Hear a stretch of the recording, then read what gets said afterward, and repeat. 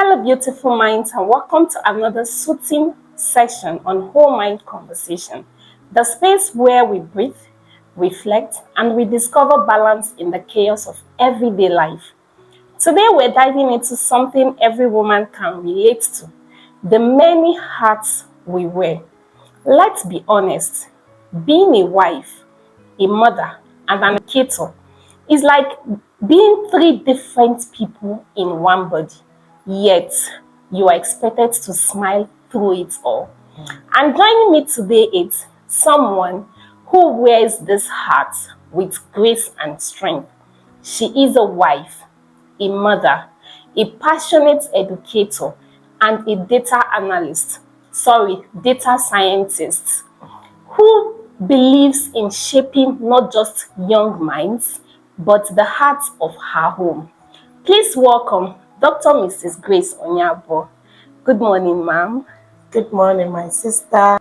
Dr. Grace, I'm pleased to have you here. You look radiant. Thank you. You look stunning too. Thank you very much. Today, we are talking about something that many women feel, but they rarely express. The constant balancing and also the act. You are a wife, a mother, and an educator. How do you even begin to find balance among these roles? That's a deep question, a profound one indeed. Because being one of these roles already is tasking, challenging. But then we thank God for grace. Amen. If we talk about balance between being a wife, a mother, a teacher, or an educator, I'll say that it's an interesting thing to do, though tasking. But I love it. And like I said, it's challenging.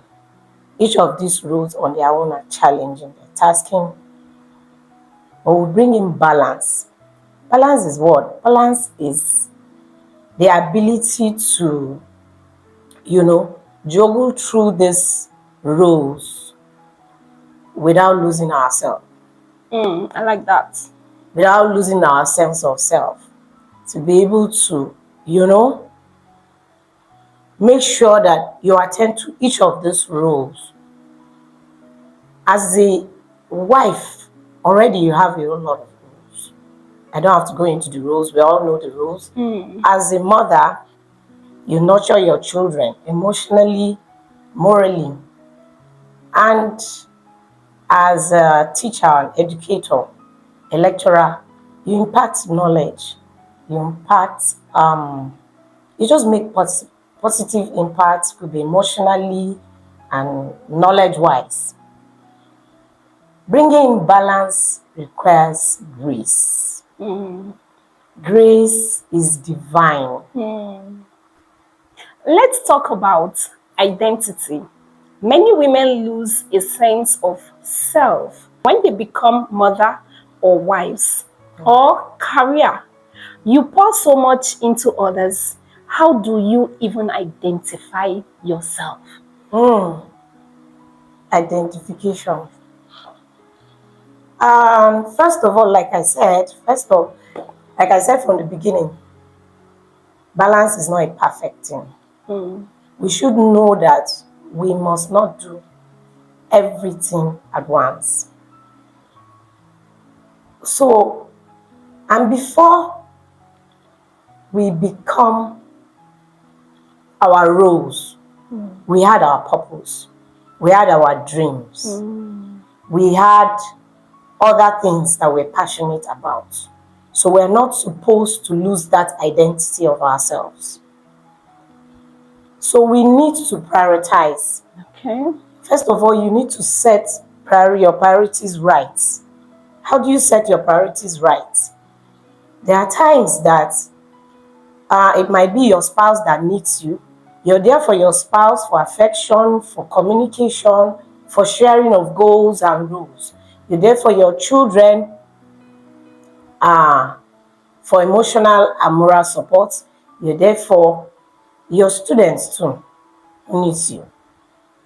So you need to set these priorities. And like I said, we have to be where we are supposed to be, or where we are needed most at the time. We give our attention to what is needed most at the time, because like I said, we are humans. We cannot do everything at once. I agree. For example, I cannot, because I have to teach today and my son needs attention, or he's not feeling well, and I must go for my teaching. No, I must not go for lecture that time. So I must need to be somewhere else. I will lose my identity. I will lose myself in the process. I have to identify who I am. I have to identify that these roles are not meant to satisfy high expectations of the society. No. They are my purpose. They are my calling. So I have to be conscious of the fact that I have an identity also to protect. So you have to take care of yourself. That's very important. Self-care is self-preservation. I agree. So you have to be at a place at a time. You can't be everywhere. Of course. So we need to identify why we're doing it. Most of us find ourselves in these roles, sometimes our jobs. We might not be passionate about our jobs, but because that is what we find doing, we do it. Doesn't mean that we're going to lose our passion. When we run our passion, you run it with love. You run it with purpose. I agree. You run it with your identity. And the purpose, what I mean by purpose is, you know your calling. You know what you are sent to come and do. So for meeting those purposes, you have to identify yourself. And you can't give from an empty cup. You can't pour in from an empty cup. So self-care is very, very important. Wow. Self-preservation. How do we do that? Sometimes you just get away. Take rest. Pray. Meditate. Sometimes I love my space so much, just to reflect. Else you will lose yourself in the process. Okay. I just get into my room. Sometimes I do yoga, meditate, and then you are refreshed. Your mind, your spirit is recharged, and you'll be able to give more. Else you will lose yourself. Wow. You will lose your identity. That's deep. So you set boundaries also. In identifying yourself, you set boundaries. You know, a lot of us, women, womanhood is a lot. I know. And then because we live a life of sacrifice, we don't like saying no. Yes. Where we're supposed to say no, we should say no. Because it is only when you are well. You have to prioritize your wellness too. Only when you are well, psychologically, emotionally, physically, that you can give out. Only when you identify yourself, remain in that your identity and in your purpose, you'll be able You to matter. Yeah. Now let's talk about your work as an educator. How does being a mother influence how you teach, and how does teaching influence how you parent?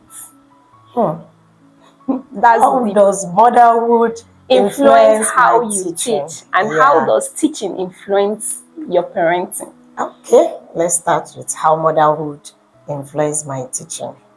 Yeah, we see a lot on campus. We see a lot in the school environment. You interact with students. In fact, I love my one-on-one with students more than being in the class. Because being in the class, students may not be able to express themselves the way they are supposed to. So, to me, influence of motherhood and it has helped me to deepen my emotional feelings With the students. with the students. Because sometimes students tend to be afraid of lecturers, which is not supposed to be. But the time you pull a student close to you, you understand his emotions, and then probably you have not experienced this in your own home.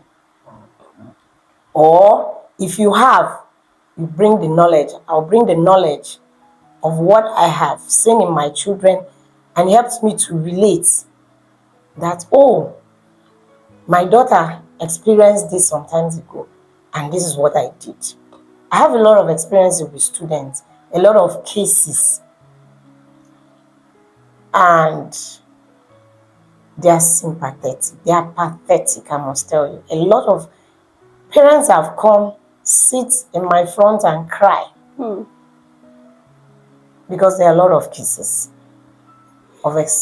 of students losing them. Motherhood has helped me to relate more emotionally with my students. It has deepened my patience. It has helped me to be patient with my students because I see it at home. That, oh, sometimes you just shout, why is this girl like this? Why are you not hearing? But because you see things practically at home, it helps you to relate with the students properly. Talking about how my role as an educator influenced motherhood, I've seen a lot, and so I bring in back the lessons home. I have to tutor, I'll sit my children down, advise them based on what I did. I talk a lot with my kids, especially my daughter. She's my friend. So sometimes when I tell her these things, she asks, why do students behave like this? How can someone just be behaving like the way they behave? I say, no, you don't blame people. It depends on where they're coming from. I believe in charity begins at home. But because they are in school doesn't mean they cannot be corrected. Because they've left home doesn't mean they cannot be corrected. So I try as much as possible to bring in these experiences from my school back home, discussing it, advising my kids, don't be like this, don't be like this. Whatever you are experiencing, whatever you see in school, whatever things you feel can be discussed, can still be discussed with your parents. I agree. Wow, that's heartwarming. It shows how motherhood and mentorship are deeply connected. Both are acts of service and love. Now, before we round up, if you could speak to every woman listening, the wife, the mother, the teacher, and even the caregiver who feels unseen, what would you say? I would say to every woman, take it easy. You cannot satisfy everyone. That's big. And choose yourself first. Because like I said earlier, you cannot Pour from an empty cup. You have to be filled. So you have to be mentally healthy, emotionally healthy. And by juggling these roles without resting, without taking time to relax, meditate, taking time for yourself, taking care of yourself, loving yourself, you will break down. And life will go on. Of course. Life will move on. Many have gone today. No matter what you do as a woman, not everyone will appreciate you. Just do your best and take good care of yourself. Taking care of yourself should be the paramount thing. Before you became this role, you had yourself. You had your dreams. You were somebody. You were somebody. You were not without passion. Exactly. And no matter how you stress yourself, you will not satisfy everyone. You will not please anyone. That's so touching. Thank you so much, Doctor, for sharing this. And also for reminding us that grace is not a reward, it is a lifeline. To every woman listening, remember, you are more than the roles you play. Take time to take off the hat once in a while, breathe, pray. Dr. Grace just told us. And remember, you can't pour from an empty cup. Until next time, bye.